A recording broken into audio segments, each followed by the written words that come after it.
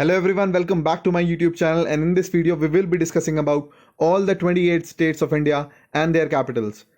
हम इतने बड़े हो चुके हैं, हम चाहे स्टूडेंट्स हों या फिर कहीं पढ़ा रहे हों या फिर अपनी जॉब्स में हों, हमें अपने इंडिया के बारे में, मैप लोकेशंस के बारे में उतनी नॉलेज नहीं है जितनी होनी चाहिए.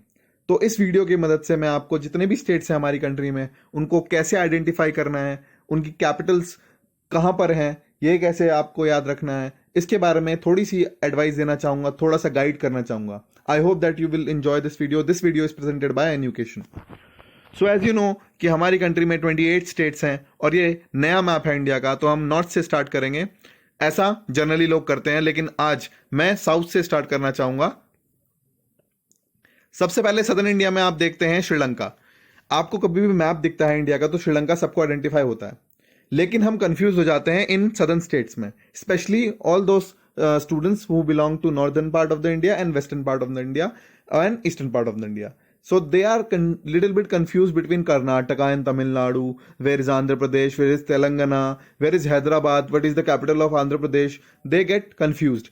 So with this video, I would like to just ease out your difficulties. सबसे पहले सदर्न इंडिया में हम देखेंगे तो हमें ये पता है कि तमिलनाडु और कर्नाटका होते हैं और केरला. तो हमें सिर्फ इतना ध्यान रखना है कि श्रीलंका के जो पास है वो तमिलनाडु है. ठीक है, श्रीलंका के पास क्या है? तमिलनाडु, और उसके बिल्कुल लेफ्ट में है केरला.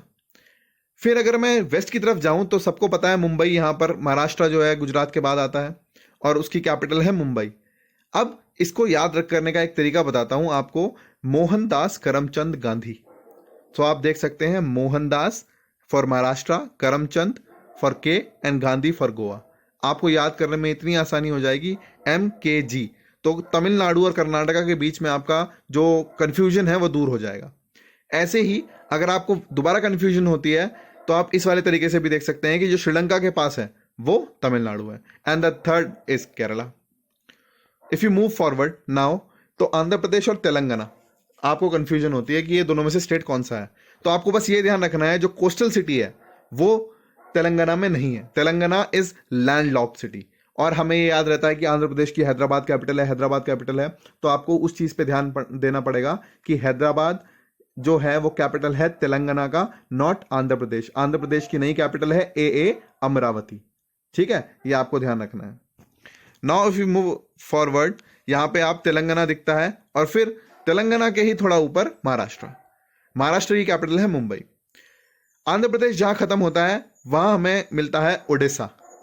उड़ीसा कंफ्यूज ना करें आप वेस्ट बंगाल से. उड़ीसा जो है वो अलग है. वेस्ट बंगाल बांग्लादेश के पास है.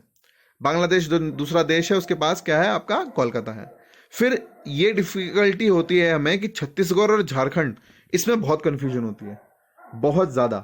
तो इसके लिए मैं आपको सबसे इंपॉर्टेंट चीज बताऊंगा. देखिए, यहां आपको पता है कि नेपाल है, नेपाल के नीचे बिहार है, आपको पता है. आपको फिर झारखंड और छत्तीसगढ़ में डिफरेंस परेशानी होती है कैसे, तो आप बस याद रखें बीजेपी. बीजेपी अगर आप याद रखेंगे तो आपको पता लग जाएगा बिहार के बाद क्या आएगा, झारखंड आएगा. बीजेपी ऐसे करके आप याद कर सकते हैं. और जो तीसरा बच गया वो छत्तीसगढ़ है. फिर अब हम ऊपर की तरफ आएंगे, यहां देखेंगे आप बिल्कुल सेंटर में है मध्य प्रदेश.